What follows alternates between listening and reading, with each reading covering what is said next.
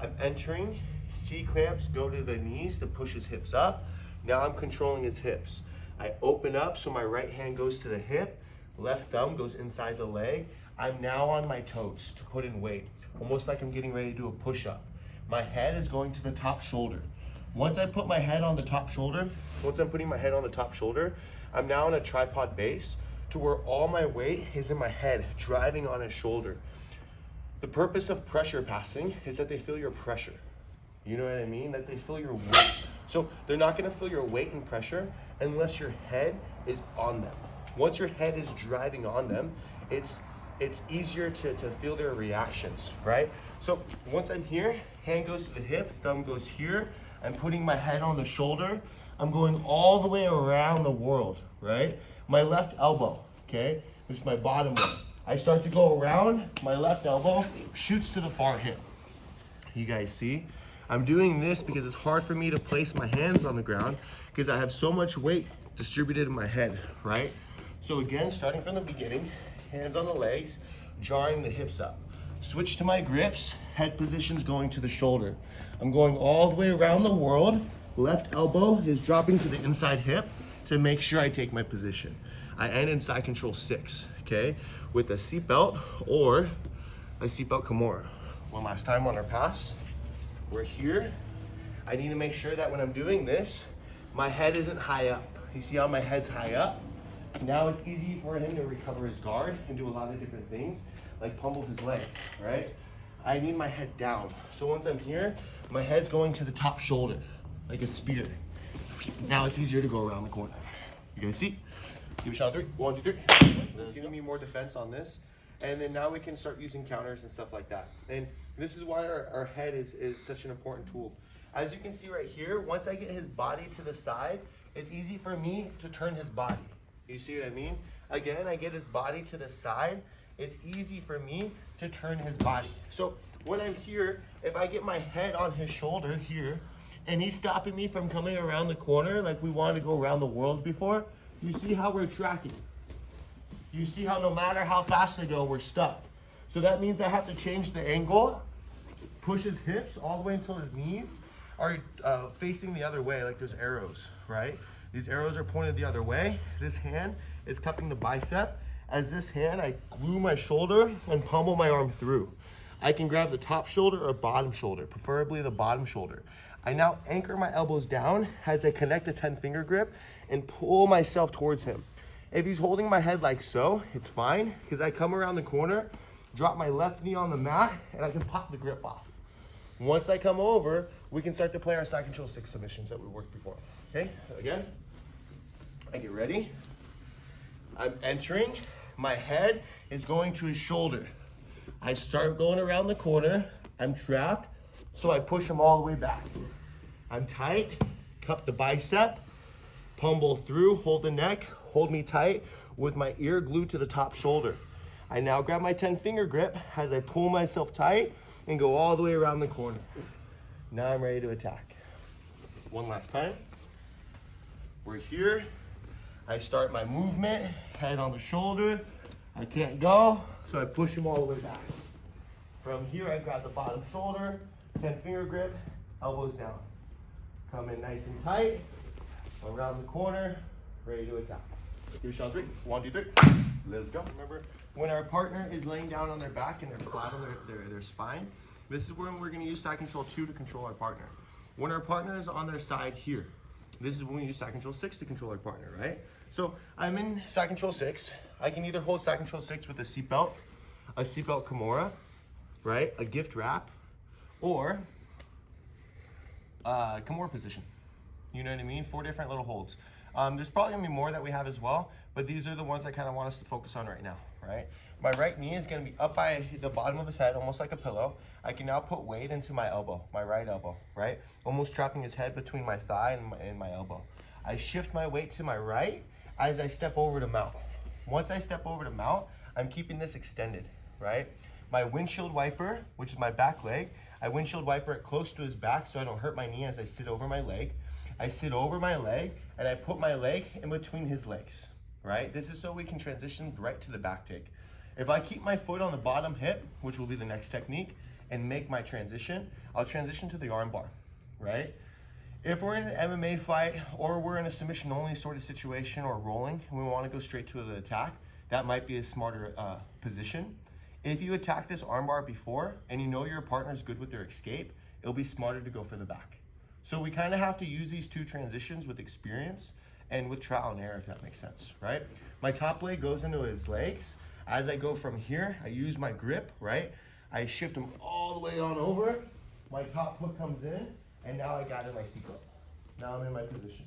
What we're gonna do is top leg is gonna hook the far hip, and now I place my foot on top of my ankle. I pinch my knees. What this does is it connects my hamstring to his ribs, so I can use my leg to push him away from me, right? I give a little push to get my shave going, keep his hand on his chest. Now from right here, I give a push with my hamstring because my leg's connected, and my elbow. Just give a little push, top leg comes over, and I use this to bite down, right? Once I'm up, elbow hits the mat, straighten myself out, I finish my arm bar. Going to our next technique. I'm in my side control 6 position. I have my Kimura. My elbows are tight. I make sure my right knee is underneath his head. I pinch between my elbow and my leg so I can step over to mount.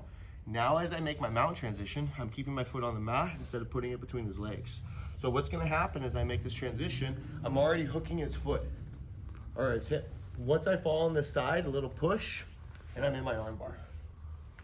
But what happens here is we avoid our points. So if we're in a competition with points, we're not gathering our points. You guys got me? So we need to make sure that we understand these things. Do I need to get my points, or can I go straight for the arm bar? Does the guy have a good escape, or should I attack him from the back, right? Pinch, we're gonna take the back, step over to mount. As I take the back position, my foot goes in between his legs for technique number 1. Now my second hook comes in, I gather my seatbelt. Next transition, this is straight to the arm bar, right? We go here, I shave over, I step to mount, I take the back, leaving my foot on the far hip. Now I'm already in the arm bar. You guys see? Let's give this a shot on 3. 1, 2, 3. Each. Even though I'm only showing this last one, I'd prefer you drill number 1, prefer you drill number 2, and then hit number 3, right? You'll see why. So once I'm here and I'm in my SeatBelt Kimura situation, now what's happening is I'm in a situation to where every time I step over, his thigh and his elbow are connected here, right? So it's hard for me to get this step over in this little spot, this little slot over here. So I'm coming in and I'm trying to step my leg over, but I can't. So my back leg, windshield wipers close. I sit my hip on the ground, and now I use my heel, keep it tight. I use my heel to scrape in. You guys see? Now once I'm here, still hold your hand, because you're defending with this. Once I'm here, I lift a little bit like I'm taking the back, but not enough, right? So I go just in the center, so I kick my bottom leg out, and now I can go through and grab a closed guard, right? Once I have this closed guard, I can use my foot to break this grip if I need to, or bring it on the inside. My right hand's gonna hold his wrist as I transfer my elbow to the mat. My hand holds my shin, I base my leg and pull my calf underneath his neck. From right here, we're gonna focus on this armbar grip, okay? Sometimes when he's holding, well, hold your hands like you're serious, right? So sometimes when he's holding, you see how he's below my knee? What I like to do is I bring up all of his grips above my knee now. Once all the grips are above my knee, it's easier for me to start to break this grip. Then I focus on the armbar here. You guys see? Again, I get ready. I have my SeatBelt Kimura, I shave over and retract my elbows. I now get ready to step over mount, but I realize I can't. So this is the only time that I can sit my hip on the ground. I put my hip over, or my heel over. I now move myself to the left. It's fine, mouse. I move myself to the left and I kick my leg out. Here, close guard immediately. I put my right elbow on the mat as my left hand grabs my ankle. I open my guard, put my foot on the mat to shrimp to get my calf underneath his neck. You see how his jaw is exposed right there. I now lock my triangle and hide my toes behind my back, okay? The triangle is still a good submission here if I can grab his legs and curl his body, because remember I need to curl him to get the choke going, right? I need to curl him over my leg. I can do it that way. A lot of times you'll see people push the back of the head to get a tap here. I really don't like focusing on the triangle until I've attacked the armbar a couple times, right? A lot of times when you're trying to attack this armbar, he needs to support this grip, so he'll grab underneath his leg, you see? And this will give me an easy little hook to finish this triangle. Now that I have him curled, I can finish this triangle from this position. You guys see? From here though, let's focus on the arm because the arm will expose the legs. Pull the grip above your knee. Now we can hold the wrist and the elbow, gluing them to our chest to break that grip. I focus on the wrist and the elbow still, right? I'm holding the elbow because I'm pulling the elbow in so he can't slide it out the bottom, right? I straighten his arm and I got my tap. Again, I get ready.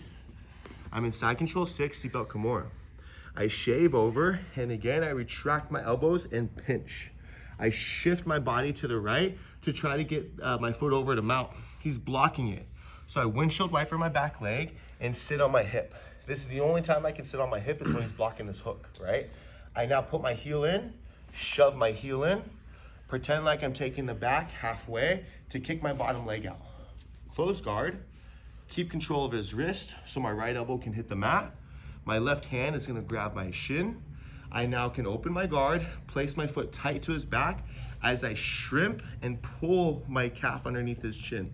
His chin's exposed. I lock my triangle again, hiding my foot behind the back.